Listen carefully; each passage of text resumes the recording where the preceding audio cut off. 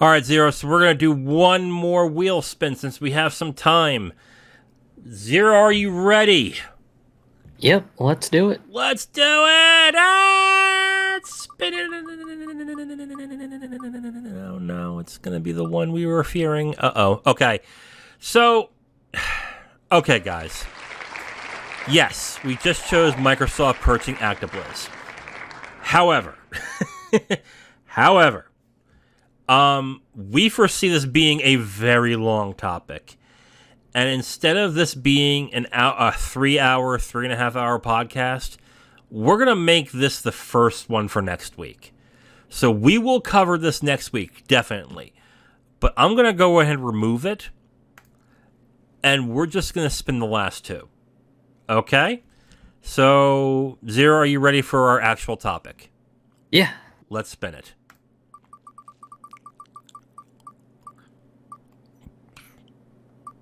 Okay. Games media implosion. So, here is what happened this year when it comes to games media. Now, games media is technically not a business thing when it comes to the game industry. Like, how do I put this?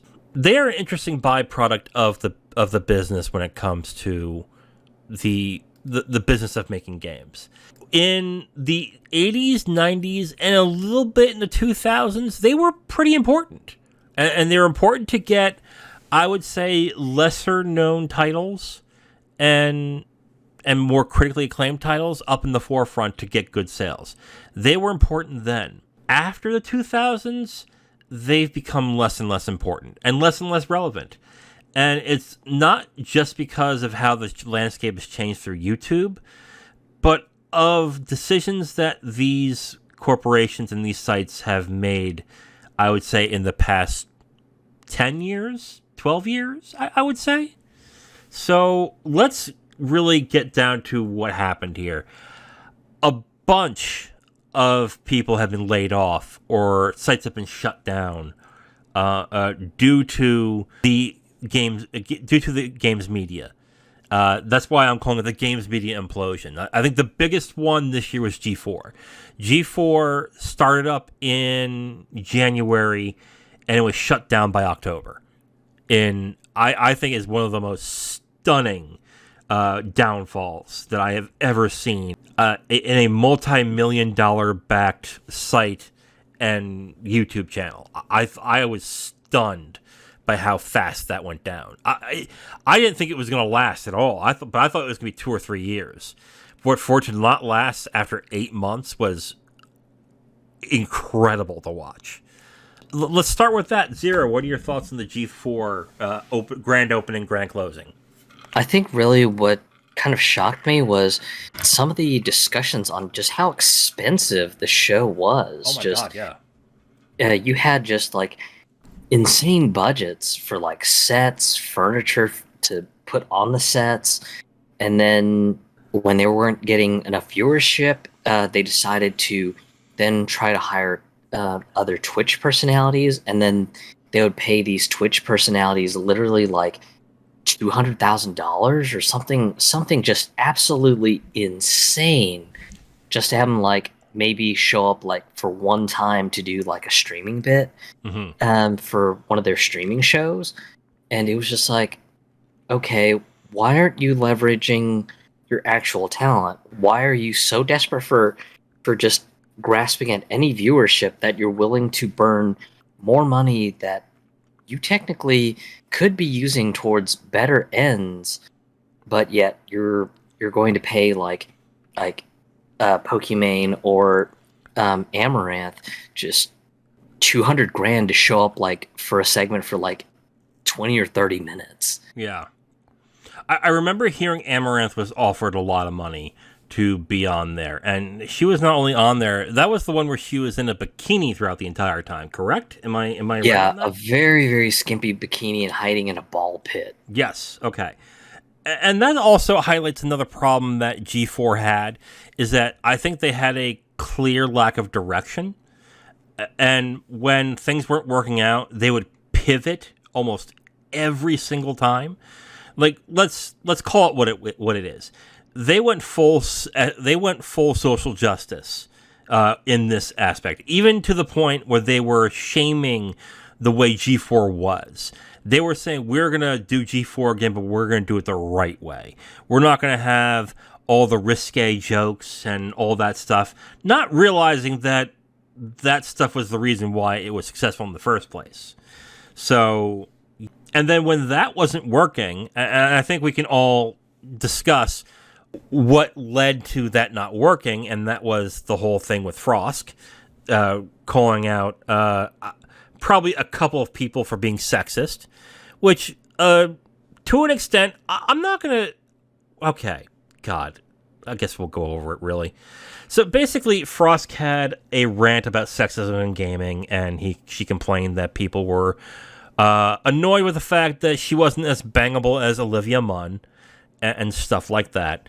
Now, I'm not going to deny that what she said happened didn't happen. I think that's a possibility.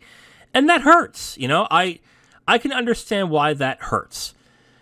But pointing it out the way she did and making a grand spectacle about it is a great way for it to blow up in your face and have it happen 3 times as hard.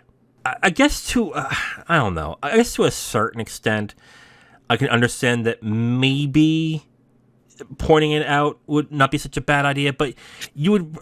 the way I would have done it would basically say is, hey guys, look, if you don't like it, if you don't like what we're saying, we have other content for you. We have this and that, we have different types of personalities, but you don't have to be that gross about it.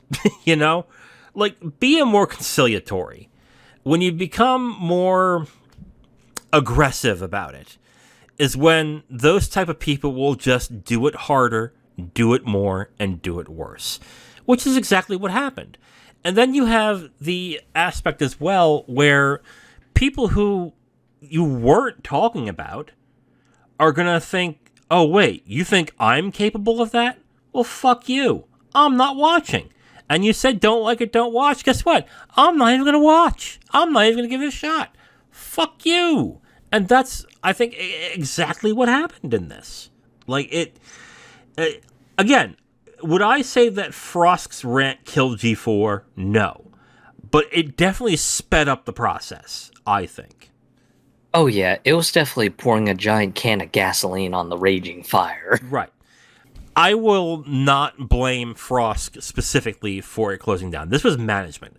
Management was so fucking inept in this. Like, even after the reports, like, when I read the reports, I think Nathan Grayson had in the Washington Post, that he had on this shutting down and how it was run, it was clear management had no idea what it was doing. That was another problem, too. They brought back Adam Sessler, and Sessler did a great job pouring more gasoline into the fire, essentially, with some of his, I don't know, political hot takes is what I would call them. Did you read on some of the things that Sessler has said? Yeah, so he had political hot takes, but also, if anyone criticized him, he would just get really, really bitter. He wouldn't, he just wouldn't take it with like a little bit of grace, and just kind of, laugh it off and stuff, because like most personalities, if they're being trash talked by like someone, typically most celebrities who handle it with grace will just go, okay, neat, you got a different opinion, okay, you can totally have a fair opinion, whatever. I'll just take my boatloads of money and be right here, thank you. It's like, that's exactly that's how they usually say it. They actually how would do it. They would say, well, I'm in the position of power, so yeah, okay, have your bitch session, I'll just be over here, thanks. But I will also say this, that has never been Adam Sessler. That has never been Adam Sessler. What made, I think, Adam Sessler popular at a certain point was towards the end of G4, the first time, was he had this thing called Sessler's Soapbox. And he would take emails and comments that he would get from people and just excoriate them. Just make fun of them, just call them stupid. And granted, they were deserved, but he had no shame in saying, like, yeah, I'm better than you, shut the fuck up. It is essentially how he would put that. So, and now you can't do that anymore. You really can't. Because, yeah, you're going to have one group that say, oh, yeah, you're so cool. But you're going to have a whole other saying, fuck you. I don't want to deal with that. And you need both to run an effective business at that point. So he didn't help either on that end. G4 had a lot of problems when it came to how it was run and the direction it was going into. So that wasn't much of a surprise when that was officially shut down. I think it was more surprised it was done as fast as it did, but in the end, it was not really that big of a surprise. And what I'm concerned about and what I feel bad about in this is the talent that was there. I mean, Frost and Sessler, unless they do their own YouTube channels, I don't see anybody hiring them. I think they're poison at this point. They're toast. Like, no one will hire them. And if I was Frost at this point, because I think of the two of them, I think Frost has a better shot of having a career doing what she was doing. But if I were Frost, I would take a year off and then do a Twitch channel. If I was Sessler, just stop. Dude, just stop. This is a young person's game, and you're too old, and you're too bitter, and you're now too hated at this point. You're not going to go anywhere. But the other talent, like the presenters, who weren't already YouTubers, I feel bad for them because this stink will be on them for a long time. And unless you're Gina Darling, who is liked on both sides of the coin, I think you're going to have a really tough time finding another place to work, especially with a lot of these websites now trying to get rid of staff. What are your thoughts? Yeah, I'm probably with you that I definitely feel most sorry for some of the other talent from G4.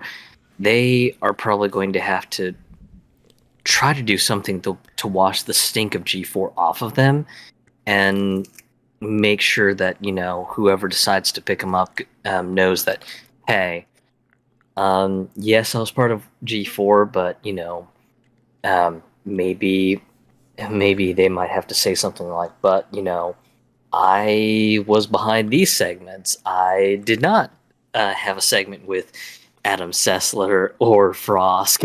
Yeah. Or you would have to, in some aspects, I didn't agree with what Frost said.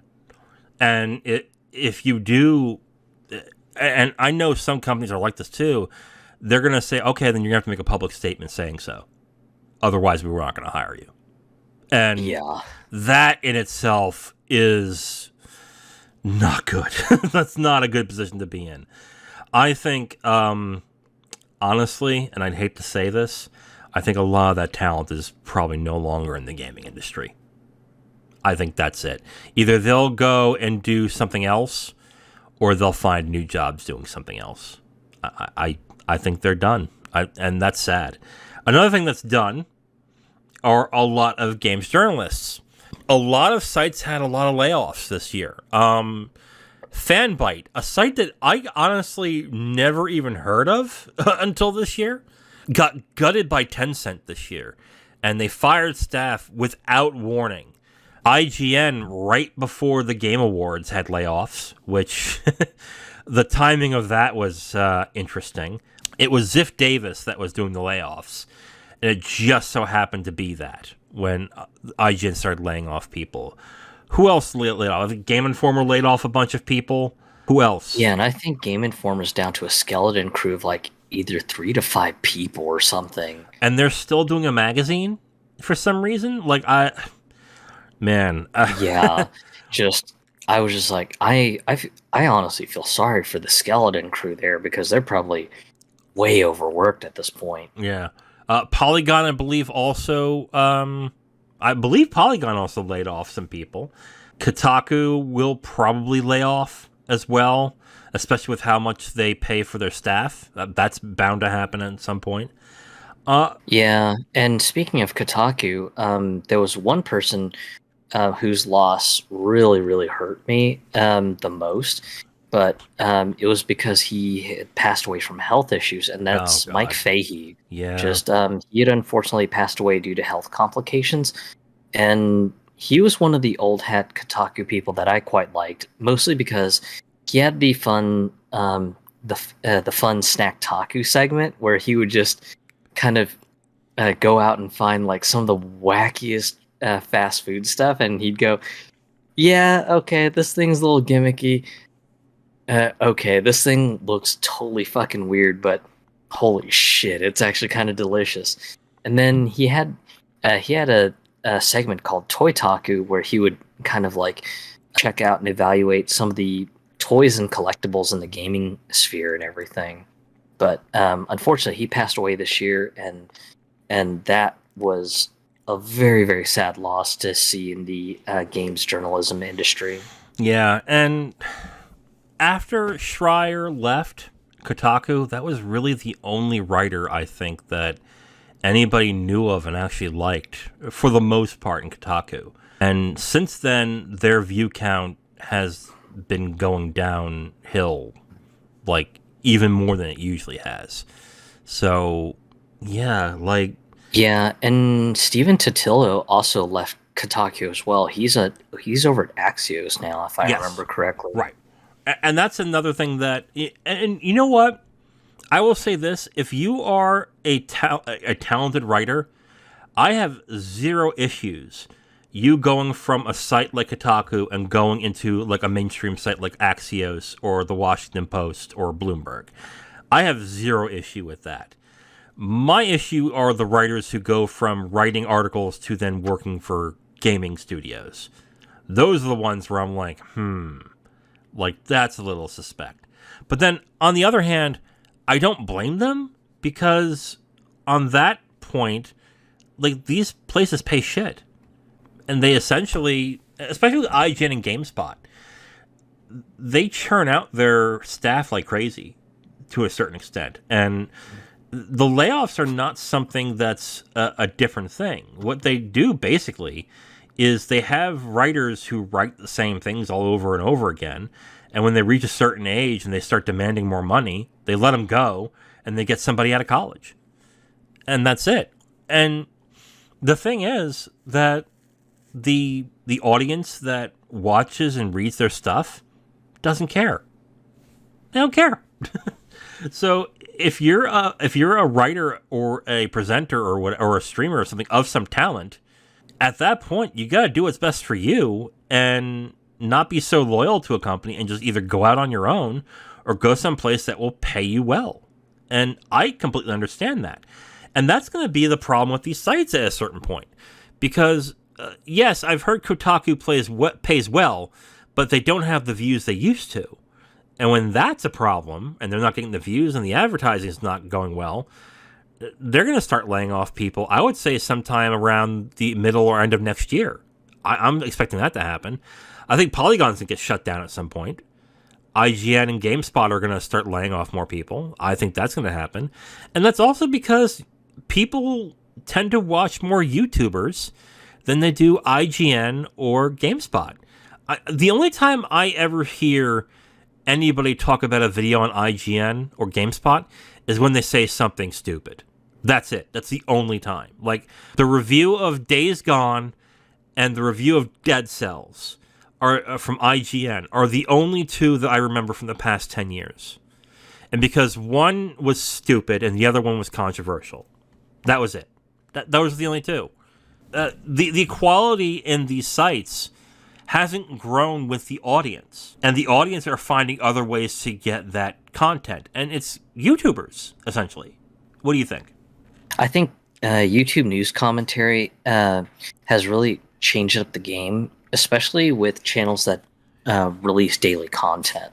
Yeah. Because at that point, they're just doing short form videos going, hey, here's what I think about news article A, here's what I think about news article B, here's what I think about news article C. All right, tune in to me tomorrow and I've got more stuff. And whereas just it works well with people with very short attention spans, because I know some people just get plain bored reading pages worth of text. Right. So yeah, I think as much as I hate to say it, just writing for gaming news sites is definitely not going to be the meta for most people. Most people are just gonna want to tune into a YouTube channel, have some person digest it in a way that they can kind of get out of a 10-minute video, and then just go, okay, great. That was a 10-minute video that explained this piece of news super quick. Great. That's all I need to know. I don't care for, just the ancillary details, or if the person is interested in some of the nitty-gritty and fine details, maybe they'll find like a long-form video essay channel that specializes in like deep dive research and produces videos that are anywhere from like 45 minutes to an hour or something. Right. And and then the interesting issue with the news commentators is that there's a reason why a lot of people are going to these news commentators, and it's that they don't want to support these websites. Or like and of course there's also the ones like you said that just don't like reading articles, which is, I guess, I hate that, but I get it. But the other thing is, like, if someone just say, hey, there's this interesting article on Kotaku about X, they're going to turn and go, I fucking hate Kotaku. I'm not going to read that shit. But they'll listen to somebody read the article to them, no problem. Because they'll like the person who does it. Which is why I don't get why these sites have not just gone into doing that. Like, yes, have the people who report the news, but then have a YouTube channel dedicated to one or two people who not just report the news, but commentate on it. Essentially what they do with their podcasts at times. I don't understand why someone hasn't said, well, why aren't we doing the same thing? Why aren't we doing that? That makes all the sense in the world. And it really is either they don't have the talent and they think that no one will want to connect with any of the people they have, or management's lazy and doesn't want to evolve the formula. They just want to stick to what they have. And the formula is not working. So unless they decide to evolve what they're doing, I could see more layoffs and more problems coming down the line for these websites. Especially if they don't adapt with the times, then yeah, I don't see them lasting very long, and they'll probably just kind of implode and go belly up. I think most of the writers for sites like Kotaku are also working from home too. So if they want to do like video format stuff, at minimum, all they would need to do is just maybe send all these writers a decent-ish webcam and maybe a green screen, and then just at that point, whoever's doing the main video editing can just kind of splice things together and just go, okay, splice in the writer who's talking about game such and such, slice them into a video frame of them playing whatever game that they're reviewing, or whatever game they're talking about, or whatever pictures that they've got regarding a certain news article that's being talked about, and just to kind of go from there. Do you think it's due to lack of talent, or is it lack of management acumen? I want to say it's probably a management thing, that management probably thinks, just what do we need to do to generate revenue on the website? More ads, because Kotaku over the last 2 years has gotten worse with ads. It's just nothing but pop-ups all over the damn place. Then you've got the banners that show up. Then you've got the mid-page ads that will just show up, and it'll say, keep scrolling to read more of the article. It's just like, sweet mother of God. Well, stop. With Kotaku, I think it's both, really, because Kotaku has always had talented writers. I may have not agreed with them all the time, but I will admit they were talented. But now I don't see that same talent. and less people are going to the website. So if less people are going to the website, the only option that the people who run the website have is to bombard each page with ads.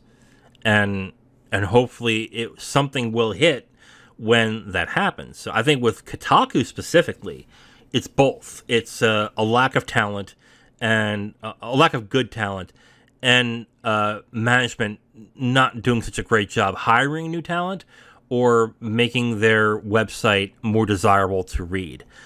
I think with IGN, I think it's purely management on that point. I refuse to believe that they have that many people there and none of them are talented. Like, I refuse to believe that. But the IGN machine and the GameSpot machine has always been, they cloister those people in, and they're in the IGN-sphere, and if they go out elsewhere, they're persona non grata, unless they constantly are working with IGN on certain things, like Kinda Funny. Kinda Funny, even though they're all former IGN people, constantly work with IGN on things. So it's like they've never left to a certain extent. And that's, unfortunately, with those type of people, that's how they have to keep their jobs, because they have to remain attached to IGN. But what happens when IGN starts breaking down? And same thing with GameSpot. What happens? Like, the only people from GameSpot that I think went on to do things outside of GameSpot were the Giant Bomb guys. And they're still doing it now, but that's really from those two websites. Like, I think they are the most successful, and you can debate how successful they actually were. Like, I used to love the Giant Bomb cast until they all broke apart and they became a shell of their former selves.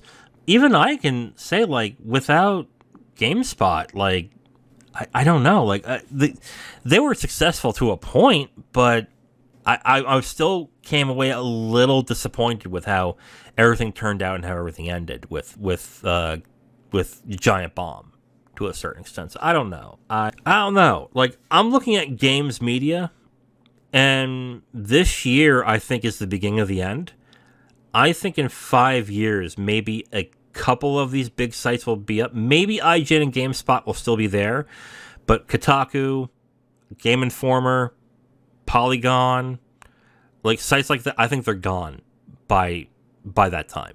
I would probably agree, especially if they just cannot get the viewership numbers that they need to sustain themselves, especially since a lot of these sites are definitely operate on ad revenue, and to have ad revenue work, you have to have people visiting it. If you have no one visiting, you're not getting ad revenue. Yeah. That's just how it works. No, that's absolutely correct. And the other thing as well is the only time I hear anybody going to IGN for anything is review of a big game where they scroll down and look at the number and complain that the number is too low, or when there's a controversy. News and stuff, they go to YouTube. And that's it. That's really it. Like, I think what's going to happen, basically, is that next year, both GameSpot and IGN are going to severely lay off their news and features department. They're going to concentrate more on video, and they're going to redesign their sites to be video and to have video stuff and everything. Of course, they're going to put it on YouTube because you would have no choice at that point. They might have exclusive videos for IGN and GameSpot, but I think they're going to have, like, people that will do press release stuff and like that, and they'll have one or two reporters, and that's it. The rest will be features, the rest will be top 10 lists, reviews, preview coverage. I think that's what IGN and GameSpot will be, and that will lead to more people being laid off, less overhead when it comes to staff, and yeah, I think these sites are dying, and the time of having these big, huge websites like IGN, GameSpot, 1UP, things like that is over. It's coming to an end. I think you're going to find more reporting on video and on YouTube in the next coming years. I think at least. Like, I wouldn't be surprised, in my opinion. I wouldn't be surprised if Nathan Grayson or Jason Schreier starts getting some media training and decides to have a YouTube channel or have some sort of video presence for their websites or for their papers and stuff, and starts doing news that way. Like, I foresee that happening. What do you think? Yeah, I could see some personalities like Jason Schreier maybe doing sort of like short form videos and things like that, or maybe in like long form investigational pieces and things like that, because like some of the investigations into the core practices of crunch in studios, I could potentially see Jason Schreier doing maybe like a long form video that maybe runs like maybe an hour, maybe 2 hours at the most, even of him like getting interviews with people from the games industry, or maybe anonymous voice testimony that's read by like an actor to anonymize the person.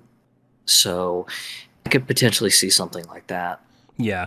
And I would look at Jeff Grubb as the person that I would look at as an example. I don't think people realize that he writes. I think they watch him on Game Mess Mornings, and they watch him on Giant Bomb, and they look at his Twitter and get his scoops there. I think a lot of them don't realize that he actually writes for a website. And I think that will lead to, I think a lot of, if not all people who are in the gaming sphere and or in the games media will have to get comfortable being on camera if they're going to last. Because if they're not, I think they're not going to have a job in like a couple of years. Honestly, I think that's what it's going to come down to. I think a lot of these people who are just writers and want to write good work and everything are going to be a dime a dozen. And even if that's what their main thing is, they're going to have to be on camera. Yeah. You're gonna have to diversify what you do to keep your job, because I think companies are, especially big companies like that, want to get the most out of the people that they have. And you might say, well, he's an outstanding writer. Yeah, but I can have a good writer who's also good on camera and also does good on podcasts. I'll take the guy who can do 3 things well than the guy who can only do 1 thing really well. And that's what a lot of people who run companies think. Like, they want to have as much talent with as less people as possible. So you're gonna have to basically diversify what you're gonna have to do. Thank you for listening to this podcast segment. The Capital Games podcast is done every week, and we post it on all your favorite podcast apps, as well as segments on YouTube. If you want to listen to another segment, you can listen to a new one right there on the screen. We also do a movie podcast called the Capital Games Movie Club. If you'd like, you can go ahead and click on that and see all the movies that we have reviewed from that point. Thank you for listening, and we hope to hear from you soon.